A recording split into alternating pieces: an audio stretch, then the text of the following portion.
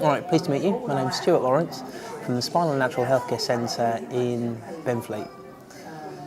Right, my video blog this month that we're going to be starting is about growing your own. I'm a massive proponent of healthy nutrition. I genuinely believe that a lot of the fresh fruit and veg that you get in the shops these days isn't particularly fresh, and more importantly, unless you are buying organic, and even then you can't be 100% certain, there's going to be a lot of chemicals that are used in the actual production of this.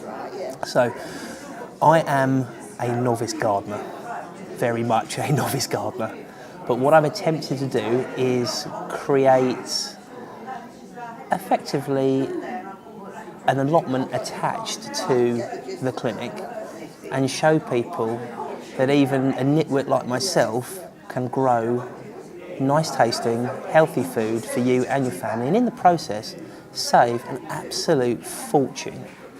Now, I would say I do have a slightly obsessive compulsive nature when I do things. So the allotment has been a little bit all-consuming on certain sets, but the main thing for me has been about trying to set it apart from other sort of allotments where I am. So most of the stuff that I grow is either native or heritage or a mix of both.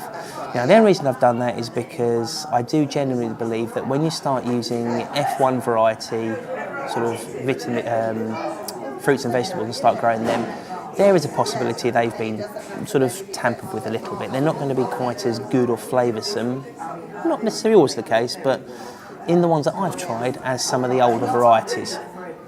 So, if you go to my Facebook page, you will see the development of the allotment, and it really was massive development. It started off as a bare patch of ground, it's about 1/4 of an acre, and we took it from that, put a big fence up, and you'll see how I've done it, big chestnut stays in the corners.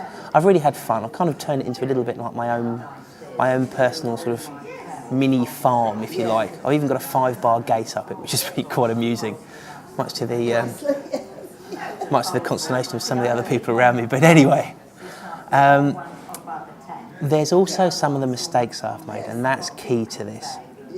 So what I'm going to be talking about is how to do it yourself, some of the mistakes that I've made, explaining them, and basically what you can and can't grow. And as I go through, I'm just going to suggest some sensible ideas about doing this yourself. So one of the things you'll notice on there is we built a polytunnel, okay? The reason I did that is very, very simple. It just gives your fruit and veg a little bit of protection. You can grow stuff a bit longer, you can grow stuff a little bit earlier, and more importantly, you can grow slightly more sensitive plants in there, much like peaches and grapes and certain kiwi varieties. Now, a lot of the plants that I grow are grown because of the high levels of antioxidants in them, basically all the vitamins and minerals and micronutrients that your body needs to stay healthy. I do put information up about the plants on the Facebook site. I put information up about what we're doing, and I also show some of the mistakes and explain some of the mistakes. So when it comes to growing stuff, my suggestion would always be grow it in a large pot.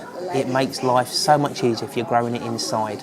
Nice big water tray underneath, so that means you're not going to be down there every day watering it. You can leave it a few days between watering, makes life much, much easier. Because at the end of the day, I do have a young family, I can't be down there all day, every day. I roughly get down the allotment once, maybe twice a week, and I've managed to do pretty much everything on, a few hours a week at most. With regards to outside, when you're growing outside, grow it in raised beds. If you're doing it in your garden, raised beds make life so much easier.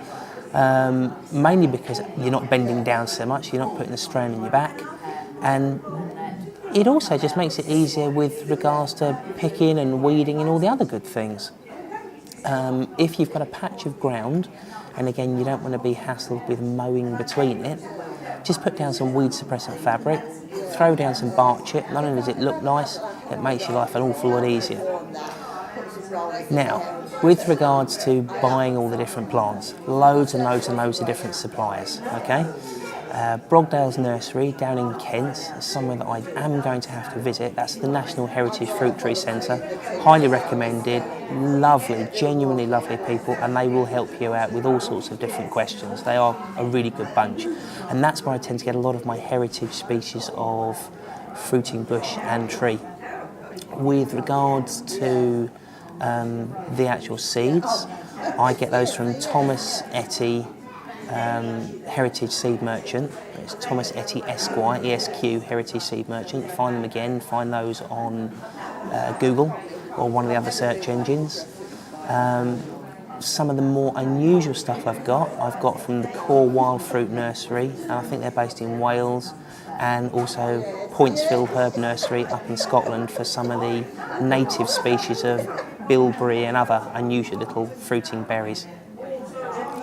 Now, the other thing I'm going to do is each month I'm going to make little suggestions on what would be best to grow at that time of month and when you should be starting to do things.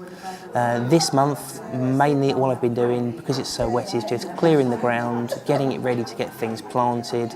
In my case, levelling off around some of the trees and putting some more weed suppressant fabric down. So it's this time of the year.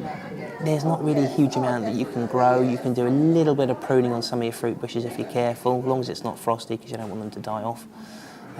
Just tidy everything up, get it nice and neat. Get your seeds ordered if you've got them, get your pots and everything ready, and then as soon as everything's ready, you can then start getting those plants in and going from there. So any queries, any questions, please feel free to drop me a line. I will be putting regular pictures up on the Facebook site, so get in there, follow that, and like I said, ask questions, and I'll tell you the experiences that we've had, and you'll probably see pictures of a little girl, because Amy comes down there, she gets very much involved. And actually, if you go right to the beginning, you'll actually see a picture of Ames when she was in her buggy. She was about 7 months old. She was just starting to wean, and you'll actually see her eating some of that fresh produce, and she's not even walking. So you can see that if you're growing this for your family, you can see the massive nutritional benefits that you're going to be able to provide for them. And that was the reason that I personally wanted to get this started. And it's just all spun off from there. So jump on the Facebook site, look around the website, and ask me questions, and I'll do my absolute utmost to try and help you out. So thank you very much. Stuart Lawrence, Spinal and Natural Healthcare Centre in Benfleet, and have a great week. Bye-bye.